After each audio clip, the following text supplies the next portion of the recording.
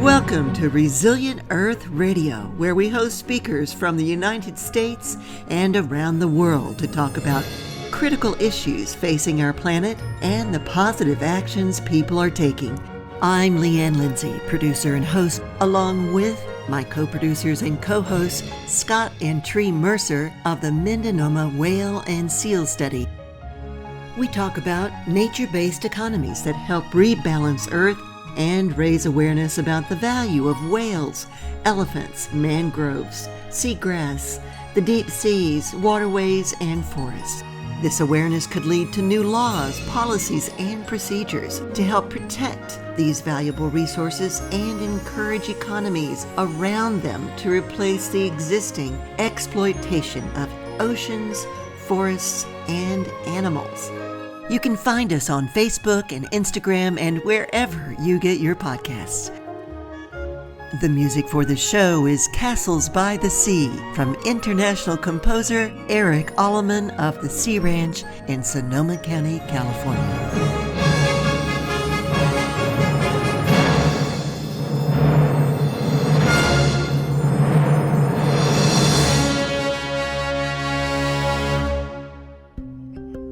Welcome to the first episode of Resilient Earth Radio. I'm Leanne Lindsay, your host, along with Scott and Tree Mercer. Today, September 1st, 2024, we're going to listen to an interview we did on July 26th with the president of the Sea Shepherd Conservation Society in France, Lamya Essemlali. And this is about the July 21st arrest in Nuuk, Greenland, of Captain Paul Watson, founder of the Sea Shepherd Conservation Society, co-founder of Greenpeace, and star of Whale Wars. Watson was arrested on an international arrest warrant from Japan and is facing charges related to a 2010 confrontation with Japanese whaling ships.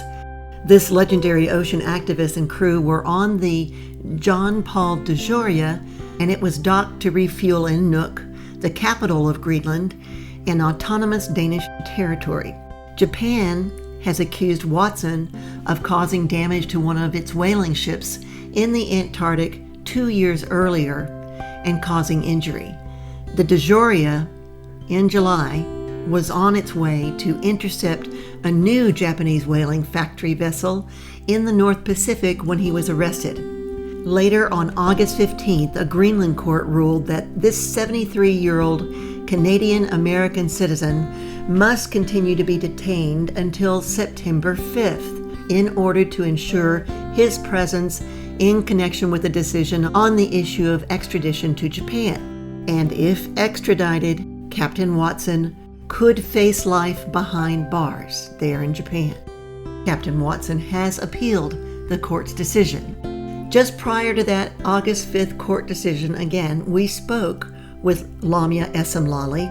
Again, she's the president of the Sea Shepherd Conservation Society in France. And at that time, she was in Greenland visiting Captain Watson in jail. Resilient Earth Radio was able to get this interview through the San Francisco office of the Captain Paul Watson Foundation, which we had met in April at the International Ocean Film Festival in San Francisco.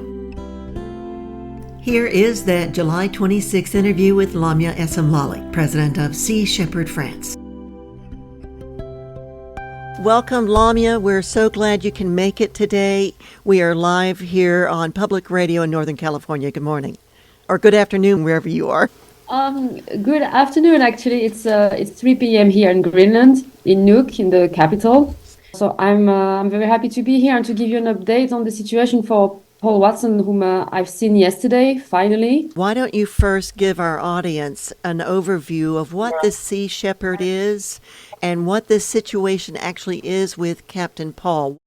So Sea Shepherd is an ocean defense movement organization that was set up by Paul Watson in 1977. I have to say that the U.S. entity, Sea Shepherd Conservation Society in the U.S., Paul Watson has resigned from that entity because of a change of course. So it's very important that that's very clear for people. In France, we are still in the right direction, and the original DNA that Paul Watson set up Sea Shepherd the original movement and the original philosophy. So that's important. It can make it a bit confusing for the general public, also because different organizations with the same name but a different philosophy, and those who turned their back on Paul and those who stayed loyal to the original thinking. So it's it's a bit confusing. It has been a hard time for us, but that's life. The reason why Paul has been arrested on July 21st is because he was heading to the North Pacific to block the Kange Maru, which is the biggest whaling factory ships that have ever been built by Japan. That ship is currently killing whales, and Paul, being Paul, wanted to stop them. He didn't make a secret out of it. I mean, he did say that he was heading to stop the Kange Maru, and he stopped in Greenland because he needed to refuel his ship. Unfortunately, we didn't know about it, but Japan had issued a specific warrant against Paul, a warrant that was targeting Denmark specifically. I mean, it was something that has been planned. So this is, as we recently found out, it's an even different warrant than the one on the red notice that has been put up in 2012. This is something new. And this is a new for us too. Yeah, we just got the information. So this is like something that has been arranged between Japan and Denmark. It's not random choice. Paul and Sea Shepherd have been opposing the Greenland drop, which is a massive dolphin killing in the Faroe Islands that depend on Denmark. And Denmark has been using their military vessels to stop us from intervening against the Greenland drop. So we have been exposing Denmark complicity on the killing of dolphins, and this has been going on for decades. So it's not a random thing. Paul was in France for the past year. He actually lives in France now with his family. He had no issue entering France and leaving France. He also flew to Ireland without any problem. There was no warrant there. But yes, when he stepped foot in Greenland, meaning Denmark, he got arrested. Can you explain how the intervention works?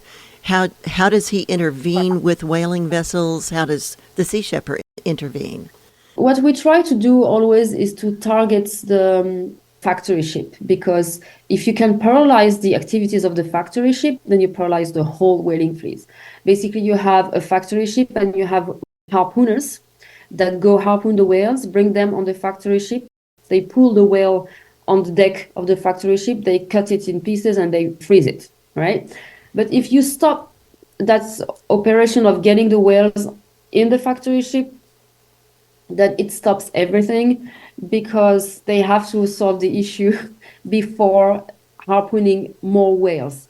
Because once the whale is killed, they have up to 24, 36 hours maximum before they freeze it. Otherwise, the meat goes bad.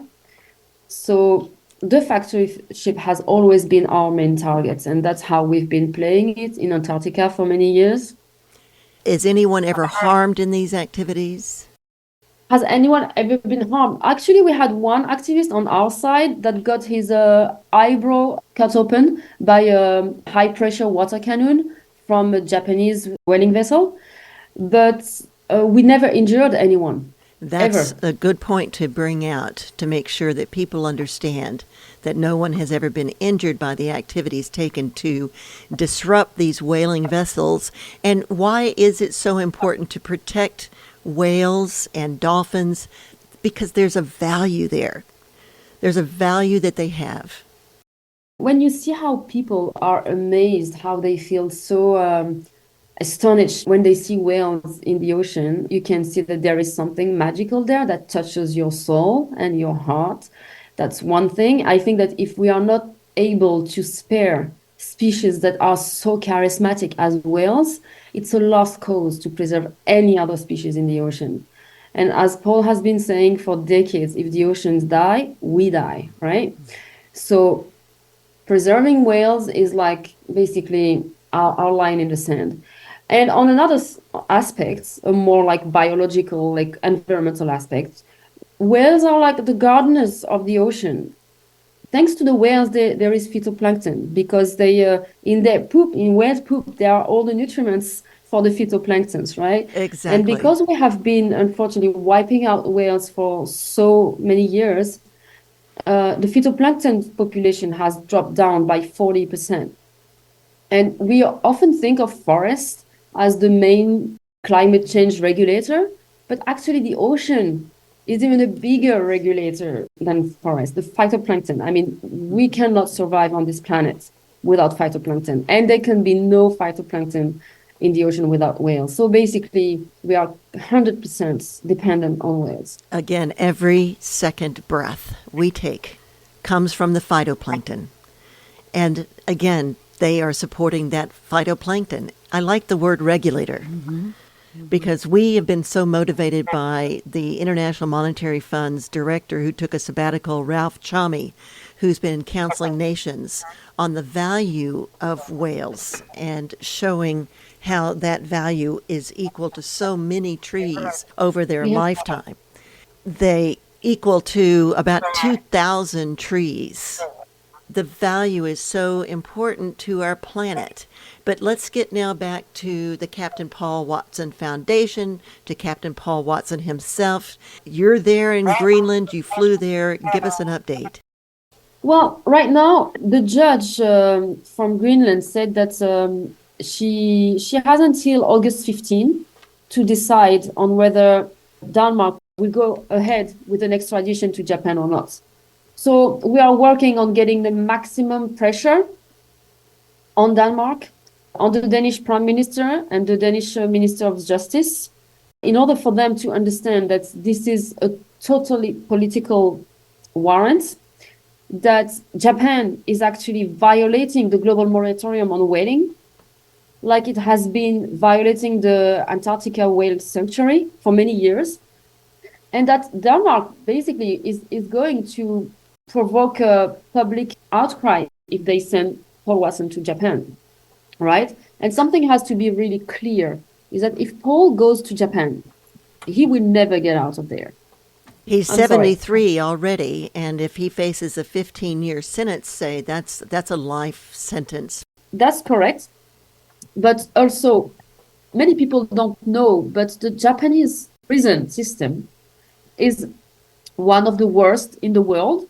Japan has been condemned by the Human Rights European Court of Justice, by United Nations, by Human Rights Watch, by Amnesty International, on the way they treat their prisoners, and especially Westerners activists. And that was a surprise to me personally. I don't know about you, Tree, but that was a surprise that Japan, of all countries, had an archaic system in the way that they treated their people in their jail system. It's not very known because when you think of Japan, you think of that high-tech, advanced country, you know, which is true. But when it comes to the prisoner's treatment, it's middle age. Aside from his age, which is not helping, obviously, but he has no chance if he goes to Japan. And Denmark is a European Union country, right? And we do have regulations in European Union with the human rights and democratic conditions, and Japan doesn't fit that, doesn't meet the regulation, the European regulations. So that alone, that fact alone, should stop Denmark from extraditing Paul to Japan. And how is he doing? Well, you know, he's doing fine. I mean, he's doing great.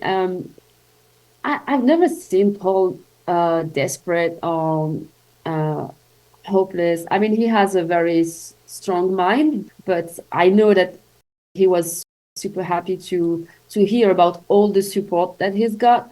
The French president, Emmanuel Macron, officially and publicly stood up for him. He is in touch with the Danish and the Japanese authorities. We've launched a petition in France for him, and we are 650,000 signatures in 8 days, and we are going to reach the million. So he's got a lot of support in France, but we also need to get other countries on board. So that's what the president of France is also trying to do, is to get other EU countries, but we also need the US, of course. I mean, everyone has to stand up for him. And especially Paul is a US citizen, right? So I think it's very, very important that the US politics and the US citizens also stand up for him. Yes, we were looking at the support that Paul has been getting, Captain Paul, and Jane Goodall came out with a statement as well in support of him on Friday. The statement from Jane Goodall said that she and members of the Jane Goodall Institute's Cetacean and Ethics Committees urgently call for the Danish government to immediately release Captain Paul Watson and deny requests from the Japanese government to extradite him. They said that they unequivocally condemn the practice of whaling and are strongly opposed to arresting individuals who are demonstrating their compassion and concern for the well-being, conservation, and protection of cetaceans and individuals of those species. Whales and other cetaceans are long-lived sentient beings. They have complex social bonds and are extremely intelligent. Whaling, whether for commercial or alleged scientific purposes, is cruel and unethical. Each and every whale matters as an individual and should be respected accordingly. That's from Dr. Jane Goodall and the Jane Goodall Institute's Cetacean and Ethics Committee. And you're listening to KGUA in Wallala, 88.3 FM. We're on the northern California coast of Mendocino and Sonoma counties here in the United States. We have with us from Greenland the president of the France office for the Sea Shepherd Conservation Society, and that there are distinct different sea shepherd conservation societies around the planet. There's one here in the U.S., there's a global one, but the U.S. and the global one is distinctly different from the other ones. As this president, her name is Lamya Essemlali. Tell me if I even got that right, Lamya. Yeah, actually not too bad. Yeah, Lamya Essemlali. Yeah. I tried. So You did well. tell us how you got involved with the Sea Shepherd France and how you became president there. I've met Paul when he was visiting Paris in 2005. So I've heard his speech. I mean, he wasn't known in France at the time. There was no Sea Shepherd in France. We were like 30 people in that little room, and he started talking about his vision of the ocean, of activism, of the point of not being able to bear witness, to take also action and make a difference, to stand up. And I really liked that. I liked that combative state of mind. I liked that he didn't put human beings on top of the whole living world, but as a part of it, as like promoting harmony between species. I mean, this There's an touched me. interdependence, right? Exactly. It's interdependence, it's respect, it's inspiration, it has to do with survival, but not only of our bodies, not only the biological survival, it's also about the survival of our souls, because our species is completely lost. We keep running after things that keep escaping. We are trying to fill a gap, an inside gap. And I think this has a lot to do with the fact that we completely disconnected ourselves from the rest of the living world. We made our species an orphan by killing out and wiping out all the other species. And this is our tragedy and the tragedy of this planet. And to get involved in restoring harmony with the rest of the living world is, in my eyes, the most important thing of all, because it has the same roots as all the atrocities that we can do also among ourselves in our species. It's about killing the weakest, or the ones that are not strong enough to stand up for themselves. So There's anyway, a lot. when I met Paul, I loved what he said. I loved what he was doing. And I went to him at the end of the talk and I told him, okay, I want to get involved with you. How do I do it? And he said, well, I have one question for you. Are you ready to risk your life for a whale? And at that time, I had never seen a whale, and I was like in Paris, far from Where the Olympics are now. Yeah. But to me, the answer somehow was obvious. And I said yes, of course. And I joined a few months later for our first campaign in Galapagos and then in Antarctica. In Antarctica, we actually had to make a choice, a decision where we had to risk our life. And for me, it was a turning point because it was the confirmation of what I thought when I was in Paris. But it's one thing to say, yeah, I'm ready to risk my life, and you're sitting in Paris, you know. But when you are actually being confronted to it and it becomes a reality, how do you react, you know? And for me, it was a basement of the basis of the rest of my activism, because even though I was scared, because we were like, okay, that's it, we are going to sink in 2 minutes because it's coming to us, it's going to ram us, there is a storm around, that's it. So the thought crosses your mind that you're not going to see your family ever again. It's the end. I mean, the story ends here for you. So how do you react to that? And I mean, I was scared. We were all scared, but I didn't want to be anywhere else in the world. It just felt so right.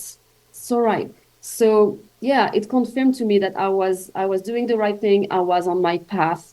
And I've been with Paul since then. So it was 2025, so it's 19 years now. Wow. We watched a number of videos on YouTube with Captain Paul Watson, and one of the quotes that he'd said to someone is that, you know, these whales and other beings can live without us, but we can't live without them. We'll be right back, right after this special message.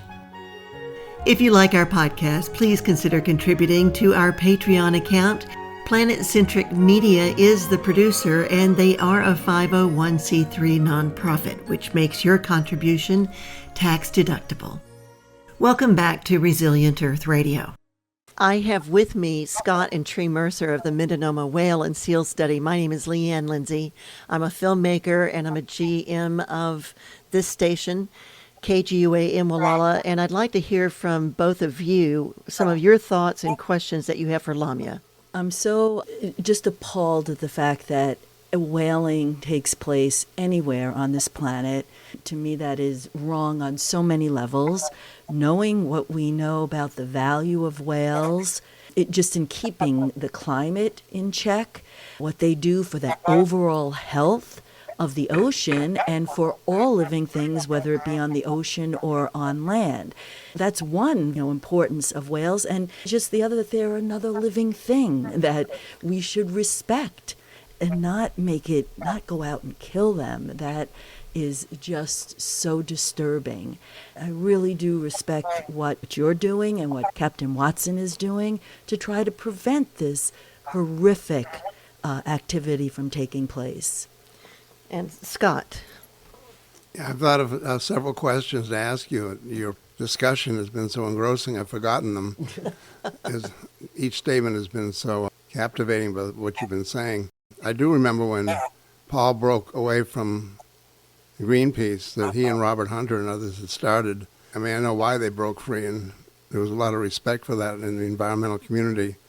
And Scott and Tree have been studying whales and he had whale watching tours many, many years ago on the East Coast that would support his study and learning about the whale population and seals. Yeah, that's right. And I saw a photo the other day when I was doing some research for this discussion with you of a Baird's beaked whale that had been killed and was processed, I guess you'd call it, on the Japanese ship. We know almost nothing about beaked whales. The thought that they're killing one and probably claiming that it's for research purposes is ridiculous. Beaked whales are a species that hardly ever seen to begin with, and we know so very, very little about these deep diving species. It must have been almost luck that they even got one, and then to have killed it. What we know so little about how they live their lives is a complete mystery. That's the type of thing that people should understand, that it's not just another whale, not just a minke whale and a small whale. And I was also wondering if in Sea Shepherd's work, if they are running any of the arguments that, well, we're doing this for research to further the survival of the animals. Are you still running into that yourselves? No, of course not. There is no need today to kill any whale for research. And, the argument, the fake argument that Japan was using about research on whaling in Antarctica, first of all, it got condemned in 2014. by the International Court of Justice in La Hague that stated that this was not research. They were killing way more whales than they used to, and that there was actually no need to kill whales. But even the objective of that research was actually to prove that there were enough whales to resume commercial whaling. Absurd. So, no, there is absolutely no justification whatsoever on this planet to kill any whale today, whether it's tradition, research, nothing. I mean, What does drive some of the whaling? What are some of the needs that they are trying to fill and pursue? there is no need really. I mean, some here in Greenland, for example, they kill whales. They kill a few. I mean, it's not industrial scale. They have, I think, a quota of 6 humpbacks, which is, from a conservation point of view, is not the worst thing. But from an individual point of view, it's undefendable because there is no need to do it anymore, and they just stick to it because they are used to, because this is what their ancestors were doing, because for them it's part of being an Inuit, it's part of their identification, self-identification. It's tradition. Tradition is what you have been used to do, and you just keep on doing it because you've always done it. So it's not a justification. Why don't you summarize for us where things stand right now and what people can do to help? People can write to their congressmen, to their politicians, to demand that they contact the Danish authority, and mainly the Prime Minister and the Minister of Justice of Denmark, to demand that Paul Watson gets released. There are also petitions online to sign on Sea Shepherd Friends website and also on the Captain Paul Watson Foundation website. And to make as much noise as possible. I mean, we need the issue to get out also in the mainstream media. Right now in Denmark, it has been very, very silent in mainstream media. So I'm going to Copenhagen in 1 week to do a press conference there and to try to gather the public support in Denmark. But the more pressure we're going to get on Denmark from the rest of the world, the better. And right now, France is like leading the pressure, but we really need also the US to jump in and to stand up for Paul. And this is a special segment we're doing for Resilient Earth Radio. I'm Leanne Lindsay. This is Scott and Tree Mercer of the Mindanao Whale and Seal Study. Please take action. Please do what you can to approach and write to the Danish government, because we've got a couple of weeks. Isn't that right, Lamya? We have a sort of deadline on August 15, but we don't know if it's going to be the final decision. But definitely it's going to be one step is going to happen on August 15. Yes. Okay, good. So August 15th, it could be that the decision is made that he's extradited to Japan. That's what we're trying to prevent from happening, because Yes. of the quality of the jail system there, that he faces possible life sentence. And this is a hero of the environment. Among the many commendations for his work, he received the Genesis Award of Lifetime Achievement in 1998. He was named one of the top 20 environmental heroes of the 20th century by Time magazine in 2000. And he was inducted into the U.S. Animal Rights Hall of Fame right here in Washington, D.C. in 2002. He was also awarded the Amazon Peace Prize by the President of Ecuador in 2007. And in 2012, Captain Watson became only the second person after Captain Jacques Cousteau to be awarded the Jules Verne Award, dedicated to environmentalists and adventurers. So this is a hero for the environment, and he's also a star of whale wars. That you can watch. aside from all these awards, because of him, 5,000 whales and their offspring are living today and swimming in the ocean free. Excellent. That is worth it right there. Absolutely. 5,000 whales. All right. Well, we thank you so much for joining us from Greenland today, where you've been visiting with Captain Paul Watson. This is Lamya Essemlali, president of the Sea Shepherd Conservation Society in France. in Paris. Thank you for all that you do, Lamya. Thank you so much for your support. Thank you. Thank you. Take care. Thank you. This is a conversation that we had with Lamya Essemlali, the president of Sea Shepherd France. She is a French-Moroccan Sea Shepherd veteran, and she's been its president since 2008. She holds a master's degree in environmental sciences and specializes in biodiversity conservation. In response to the arrest of Captain Paul Watson, Dr. Goodall and members of the Jane Goodall Institute's Cetacean and Ethics Committees unequivocally condemn the practice of whaling and are strongly opposed to arresting individuals demonstrating their compassion and concern for the well-being, conservation, and protection of cetaceans and individuals of those species. Whales and other cetaceans are long-lived sentient beings. They have complex social bonds and are extremely intelligent. Whaling, whether for commercial or alleged scientific purposes, is cruel and unethical. Each and every whale matters as individual and should be respected accordingly. Captain Watson is simply taking action to try to prevent the inhumane practice of killing whales, which most countries have banned decades ago. So in doing, he is expressing the anger of thousands of people in many countries who absolutely support his moral courage and not only speaking out on behalf of the whales, but taking action.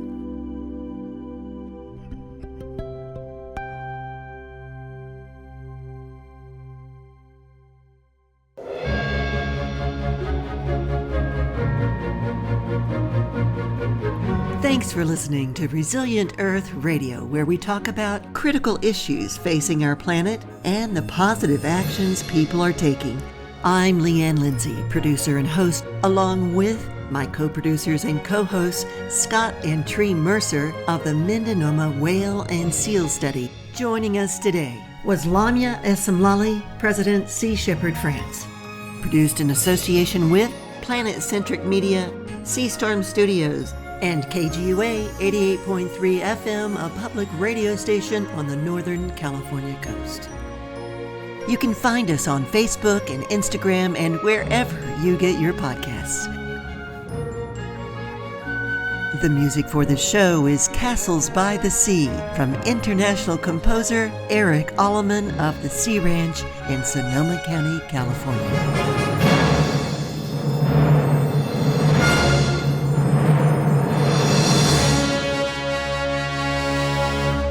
And now I'm going to play for you a special episode from Rising Tide from our friends at the Blue Frontier Foundation, David Helvarg, a longtime journalist, who talks about this arrest of Paul Watson and his interview with him last year. That's coming up next. Off in the salty ocean, off where the waves roll free, the sparkling water rises, then crashes to the sea. Out amongst the breakers, you'll have no need to fear. It's true, it's the Blue Frontier. On Sunday, July 21st, while traveling to Greenland, Paul Watson, the longtime ocean activist, was taken into custody on a warrant issued by Japan. Japan claims he's wanted for damaging one of its commercial whalers. For the millions of people who've watched whale wars on Animal Planet, you know that Watson has long fought and helped end Japanese whaling off Antarctica. He was on his way to try and intercept a new Japanese whaling vessel in the North Pacific when he was arrested.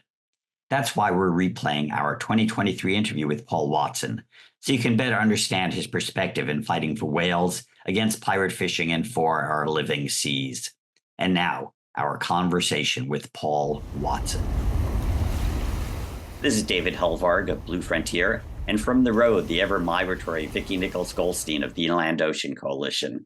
And hello, everyone, and welcome. And today we're pleased to speak with one of our Blue Planet's leading ocean warriors, Captain Paul Watson, founder of the Sea Shepherd Conservation Society, widely known from news coverage, the Whale Wars TV series, and documentaries like Chasing Thunder and Watson. With his propensity to confront and occasionally sink, disable, or arrest illegal whalers, outlaw fishing vessels, and others who threaten marine life, Paul's become both a figure of controversy and uncompromising environmental direct action to enforce the law. His most recent controversy involved his decision to leave the Sea Shepherd Society he founded and establish both a new foundation and also a new religion. We'll get into all that, but Paul, first let's start with your ocean origin story. When in your youth did you first feel a bond to the ocean and all its finned and flippered citizens? I was raised in an Eastern Canadian fishing village, and when I was 10 years old, I actually spent the entire summer swimming with a family of beavers, and that was great fun. And the next summer when I went back, they were gone, and that made me quite angry. And so that winter, when I was 11, I began to walk the trap lines and free the animals and destroy the traps. So I've been pretty much doing the same thing for the last 60 years. You've definitely been busy as a beaver. You went out to Vancouver and fast forward, it's 1969, you joined a protest against one of our country's dumber ideas, which was to set off an atomic weapon blast in the Aleutian Islands. I went to a demonstration at the Canadian-U.S. border, and it was organized by the Sierra Club and by the Quakers, and it was to oppose nuclear testing at Amchitka Island. I went there for a completely different reason, though, because Amchitka was a wildlife reserve, and you couldn't take a rifle onto the island, but here you are blowing a 5-megaton bomb up underneath of it, and that had killed a number of sea otters and sea lions. And at that demonstration led to getting together and forming a group called the Don't Make a Wave Committee, because the tsunami from '64 earthquake in Alaska is still fresh in people's minds. And so we set this group up called the Don't Make a Wave Committee. And at one of the early meetings, somebody left the meeting and flashed a peace sign.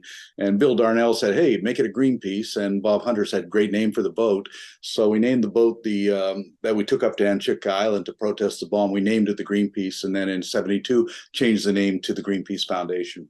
Okay, and then later in the 70s, you left, or actually you were expelled from Greenpeace over what constituted nonviolent direct action.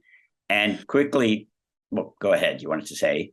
Well, I was the campaign leader for the campaign to protect seals off the east coast of Newfoundland. And as I was approaching a sealer, he was about to strike a baby seal with a club. And I reached up, I grabbed the club, pulled it out of his hand, threw it in the water. And Greenpeace said that I had stolen the man's property and destroyed his property, and that was an act of violence. And I said to them, well, if I had to do the same thing over again, I would do the same thing over again. I think, to me, nonviolence is saving lives, not protecting property. Yeah, and that's a very disarming form of action. So you left Greenpeace and very quickly formed Sea Shepherd. You started with one boat, and I'd like to hear about that, but really about how it grew into essentially a large maritime fleet that has operated on all the world's oceans. I set up Sea Shepherd with a specific strategy, and that what I called aggressive nonviolence. We're not going to injure anybody, we're not going to hurt anybody, but we're going to be aggressively intervene, and we have no problems with destroying property which is being used to take life. And I didn't have any money, I didn't have a boat, but I actually got supported by two very conservative organizations, Cleveland Amory's Fund for Animals and the Royal SPCA in Britain. So they funded the first vessel for me. We went against the seal hunt in Canada, and then later I took that vessel and hunted down the pirate whaler Sierra, rammed it, and put it out. It ended its career actually in Portugal. And that was your first vessel, which survived your first ramming. Just tell me a little how it grew in terms of becoming a at-sea operational fleet, more than just an organization on paper. Well, I lost that ship during that confrontation with the Sierra, but we ended up by shutting down all the pirate whaling operations in the Atlantic. But I sold the movie rights to Warner Brothers, and that enabled me to buy the second ship.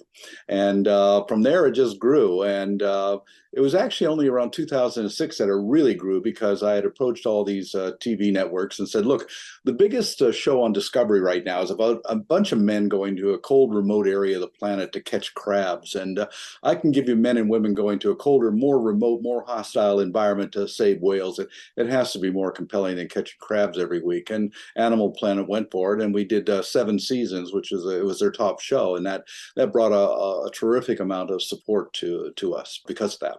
And so you had 7 seasons with Whale Wars. Why was there not an 8th? Well, a very simple reason for that. We won. The Japanese whaling fleet is no longer in the Southern Ocean whale sanctuary, and so it's fully protected now. We have to keep in mind that was called the Southern Ocean Whale Sanctuary. So what are you killing whales for in a sanctuary? And finally, the International Court of Justice ruled that it was illegal. And they stopped for 1 year. They started again, but we kept the pressure on, and finally they left for good. And as of 2019, there's no whaling in international waters anywhere on the planet. That's a beautiful development. No pelagic whaling. All whaling today is restricted to the territorial waters of Norway 1, Japan 2, Iceland 3, and Denmark 4. Those are the only real whaling nations. And so since I started in, say, 1974 to protect whales, I would say that 95% of the world's whaling operations have been shut down. So it's been a very successful movement, not just for Sea Shepherd, but all of the groups that were opposing whaling worldwide, putting pressure on the International Whaling Commission or directly confronting them, or boycotts, all those sorts, all working together. I've always said that the strength of an ecosystem is in diversity. Therefore, the strength of a movement is in diversity. So all of those approaches contributed to that wonderful success story. And taking on a lot of corporate fishing interests and whalers, you've been indicted in 5 nations. You've kind of confronted the legal systems of various nation states. You managed to avoid ever being convicted, but it certainly put you in a tough position. Did you expect in taking on whalers and other people breaking the law that you'd end up an international fugitive? Governments tend to support those companies within their jurisdiction, even if they're breaking the law. For example, Spain has a grossly illegal fishing fleet, but the judges in Spain do nothing because they say it's outside of our jurisdiction. We've always expected that anything we do in the field may end up in court, and we fight them in court, and we've won on every occasion. We've won in the courts. I mean, Canada spent $3 million arresting me for chasing the Spanish trawling fleets off of the Grand Banks of Newfoundland. Took me into court, charged me with 3 counts of mischief. I was facing 2 times life plus 10, and they lost. And the reason they lost was my defense was the United Nations World Charter for Nature, which allows for individuals to intervene against illegal activities and uphold international conservation law. The funny thing at the trial, though, is they brought in a law professor from the University of Toronto to argue that the UN Charter for Nature didn't apply to Canada. And the judge says, well, did Canada sign this? And she said, yeah, but Canada signs a lot of things. So the judge said to the jury, you have to take into account. And in fact, it was rather hilarious. On the trial, my lawyer opened up the trial by saying, ladies and gentlemen of the jury, we're not going to deny that we did what we're charged with. We're going to admit that we did what we're charged with. We're proud to have done it, and we intend to do it again. And we won. I wrote a book on the Coast Guard Rescue Warriors. I was surprised watching one of your films. There's a 110-foot Coast Guard cutter, retired and now part of the Sea Shepherd fleet. It seems over time that I know legitimacy was not what you were seeking. You were seeking to save the world's marine wildlife. But it seems that over time, Sea Shepherd did become more of an enforcement agency, that working with other Coast Guards and national law enforcement in various parts of the world. Want to talk about how that evolution took place? That first began in 1999 when I approached the Galapagos National Park, and we offered to help protect the marine reserve there. So I brought a 95-foot former U.S. Coast Guard vessel there as a full-time patrol vessel. And the Ecuadorian government was very supportive. I even got the Amazon Peace Prize for that campaign. And it was a good campaign, and that sort of evolved into working with other governments. But I'm not sure that's always a good thing, because right now we're working with numerous governments in Africa, and we have worked with them in Mexico and also in Latin America. The problem is, and this is what we're experiencing now, is that now those governments get to call the shots. And they have to approve our statements. They have to approve what we do. We have to approve what, even the uniforms that we wear, the flag that we, and so that really bothers me. That's one of the reasons that I've had a problem recently with Sea Shepherd, is that we should not allow governments or corporations to dictate who we are and what we are.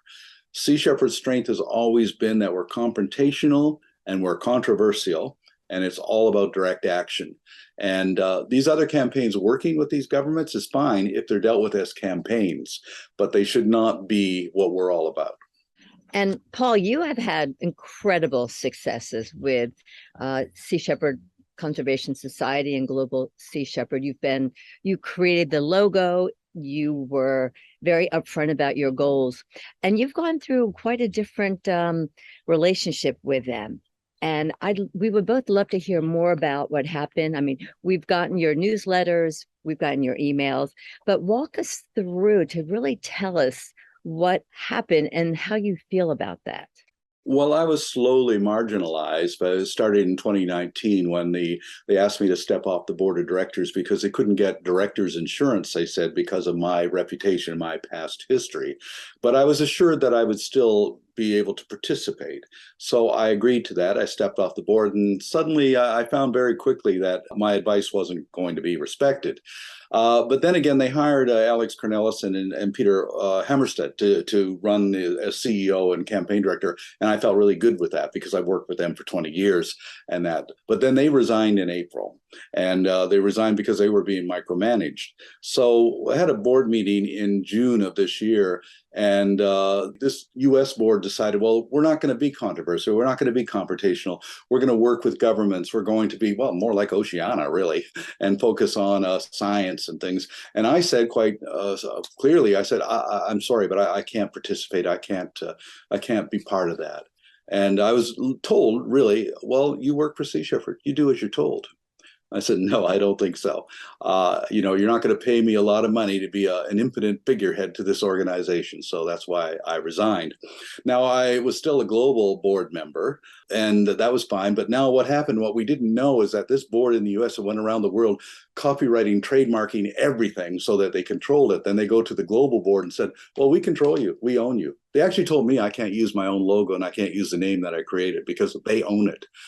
So the global board then reacted out of fear, really. And I received an email saying, you're dismissed from the global board. Well, there was no vote. I was a member of the board. I didn't get the vote. And Lamya Essemlali, the president of Sea Shepherd France, she didn't get the vote. And so I'm just suddenly dismissed. And so that's the situation right now. And so Global now has made an arrangement or an agreement with the U.S. board, basically to do what the U.S. board wants them to do. And that means that the U.S. will now take credit for everything that's being done everywhere else in the world without having to put a penny into it because they control the logo and everything. Well, we're going to fight it, but the logo and the name are not important. It's the passion, the imagination, the courage of the individuals, and a great many of them are coming with me. And we're going to continue to do the work that we've been doing. I set up the Captain Paul Watson Foundation. I named it that because, it's going to be hard to take over a group with my name in it. Although I have to say, Dr. David Suzuki, the Suzuki Foundation fired Dr. David Suzuki and actually had a disclaimer saying that the opinions of Dr. David Suzuki are not necessarily a reflection of the Suzuki Foundation.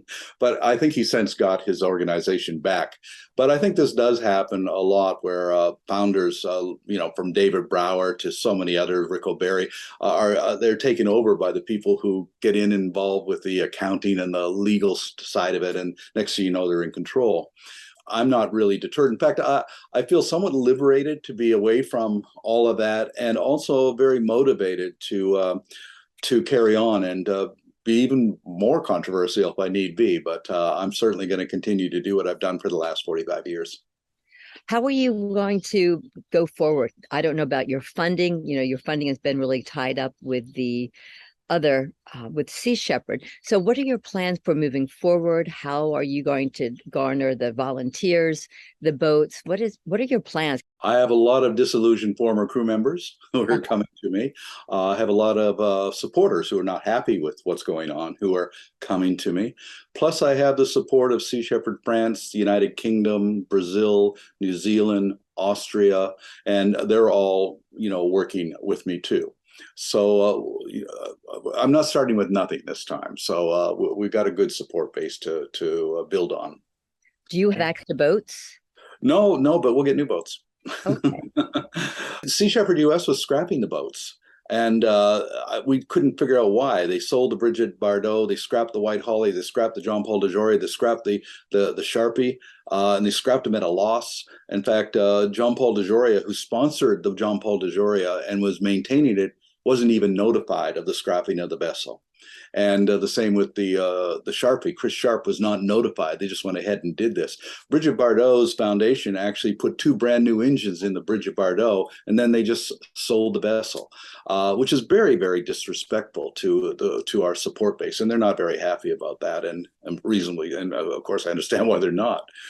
Well, and these ships have been through a lot of good action. I mean, and seeing the documentary Chasing Thunder.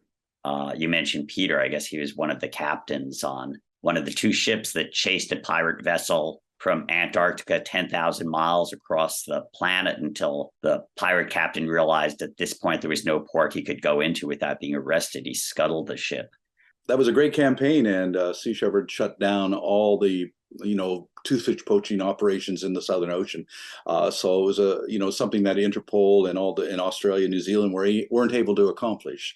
So we were always able to do things like that because we can operate outside of the restrictions that these governments impose upon themselves.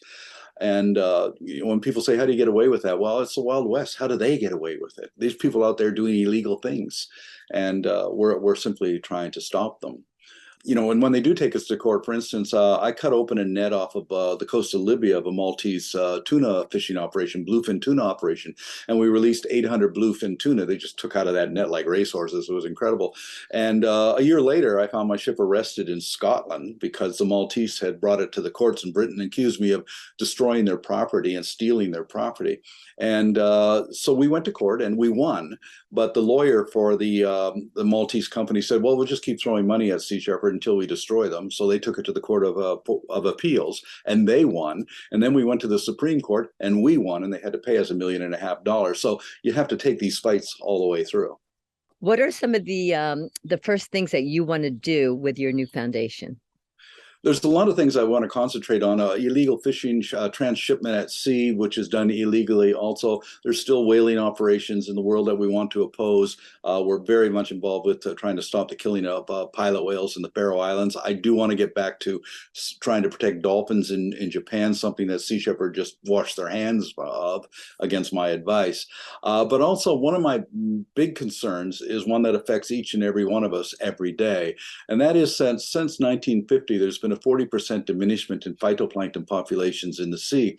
And phytoplankton provides 70% of the oxygen in the air we breathe, and also sequesters enormous amounts of CO2. And if phytoplankton disappears from the ocean, we die. We do not live on this planet without phytoplankton. And that's a message we got to get across.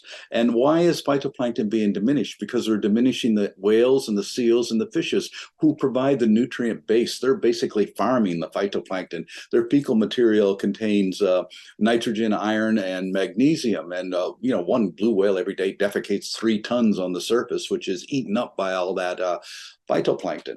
And so this, I think, is probably one of the most serious threats facing our survival, and trying to get people aware that it's even a problem is actually a challenge. I mean, I got a call from a reporter, Brett Hume from Fox News, and he said, "Did you say that worms, bees, and trees are more important than people?" I said, "Yeah, I said that." "How could you say something so outrageous?" "Well, because they're more important than we are, because they can live here without us, but we can't live here without them." And he didn't really seem to understand the point. But that's the whole reason that I set up the Church of Biocentrism, is to bring forth this idea of living in harmony with all other species. This is one of my questions, which is, even mosquitoes feed bats. I'm kind of curious. Everything's part of the fabric of life, but I'm not quite clear on what role humans play in the ecosystem. Well, we have one very important thing that we can do, and I think we demonstrated it in the last couple of weeks. We can deflect an asteroid, and I think that would be our major contribution to this planet. If a killer asteroid was coming towards us, we may have the technological ability to save the planet itself, but practically that's about the only thing that we can do. Paul, I wanted to go back to your new foundation and also your new religion, and tell me more kind of on an organizational framework, how the two merge, and then how this will be played out in our world. What does it look like? Well, of course, they're distinct, and it's not really a religion, it's a church. And by setting up a church, you actually get tax benefits that you would never get as a nonprofit. So there's advantages there, but also it's an idea that people understand what a church is. And it's a community coming together to address a problem, or to understand, or to help each other, or whatever. So in that way, a legitimate church, but it's independent of what I want to do with the foundation, which is to carry on doing the work that I've been doing for the last 45 years, which is aggressive nonviolence and direct intervention against illegal activities at sea. Well, you mentioned my old friend Dave Brower, and had Dave not been thrown out of Sierra Club, we probably wouldn't have Friends of the Earth or the League of Conservation Voters or Earth Island Institute. So you can always go forth as sort of Johnny Kelpseed. Well, David Brower once told me, he said, they kicked me out of the Sierra Club and I set up Friends of the Earth, and they kicked me out of Friends of the Earth, and 10 years will be kicking me out of Earth Island. But he died before that happened. But, we seem to expect that kind of thing to happen. When I was born, there were 3 billion people on the planet. There's now close to 8 billion people. And I remember living on the shores of the Passamaquoddy Bay, part of the Atlantic. There was no plastic. There was no shortage of fish. Everything seemed to be very healthy. So what the problem is we have this incredible ability to adapt to diminishment. As things become diminished, we just accept it. We don't question it. If this is 1965 and I were to say, in 40 years, you're going to be buying water in plastic bottles and paying more for that water than the equivalent amount of gasoline, you would look at me like nobody's going to do that. But we just quietly adapted to that diminishment. And this is something that served us well, 20,000 years ago when we had to adapt to diminishment. But right now it's a problem because people forget what it used to be like. And, I remember diving at Cocos Island and people saying, oh, this is incredible. Look at the life around here. And I said, but if you were here 20 years ago, you would see just how much it's been diminished. It looks good, but it was much better. And so, again, people are forgetting what the past was actually like. When people say, well, how can we make a difference? All you need to do is find out what you're passionate about and then use your skills and abilities to move with that. And if you understand that, you can change the world. Because of Dian Fossey, we still have mountain gorillas in Rwanda. Because of David Wingate, we still have storm petrels in Bermuda. And, one of my crew members, 18 years old, he came to me, this is 1979. He says, what are we going to do about the treatment of chimpanzees in laboratories? And I said, nothing. This is Sea Shepherd, but what are you going to do about it? And he said, well, what can I do about it? I said, well, use your imagination, come up with something. And he did. He went into a lab in Maryland, got a job, worked there for a year, got the documentation, exposed everything in the Washington Post, local TV stations, and shut the place down. But then he founded his own organization, which is People for the Ethical Treatment of Animals. And this is what we try to do and have tried to do with Sea Shepherds, encourage everybody who comes on as a crew member. If you're passionate about something, go for it and don't let anybody deter. I wanted to go back to what you were saying, Paul, about follow your passion, because, David and I have both been following our passion with our ocean work, whether it's, Inland Ocean Coalition, Blue Frontiers, Hill Days. We've had a great time to interact with you. And I think that's really a smart thing to say, because so many young people say, well, what do I do? I'm only one person. And I think we all agree. Just follow your passion, do something important, and be an example to others. And we've talked a lot about environmental issues, about problems with whaling and dolphin decline. Give us some inspiration. We know about the problems. Just share some hopeful inspiration with us, if you could. More success stories like on whaling. Well, I'd like to share one thing. One of the most valuable lessons I ever learned was way back in 1973. I volunteered to be a medic for the American Indian movement during the occupation of Wounded Knee. And while I was there, we were surrounded by 3,000 federal agents who were shooting at us. 20,000 rounds a night were being shot at us. They killed 2 people. They wounded 46.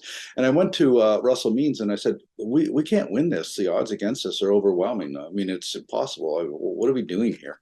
And he told me something that stayed with me for the rest of my life. And he said, well, we're not concerned about the odds against us. And we're not concerned about winning or losing.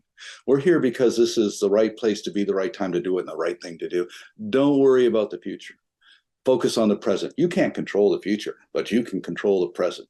So what you do in the present will define what that future will be.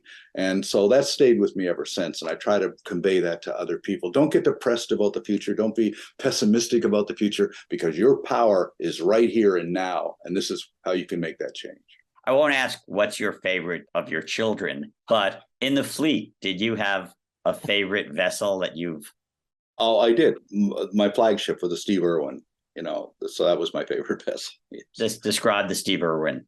Well, it was a former Scottish fisheries patrol vessel. So it had speed. It was ice strengthened. It took us down to Antarctica, to the Southern Ocean, and I was able to blockade the Japanese factory ship with it. But it was a beautiful ship, and so I regret that we had to retire it. But we named it the Steve Irwin because Steve Irwin was going to join us that year, and he died just before that happened. So I asked Terry Irwin if we could name it in his honor, and because we were in Australia, I thought that would get a lot of support, and it did. And so That was my favorite ship.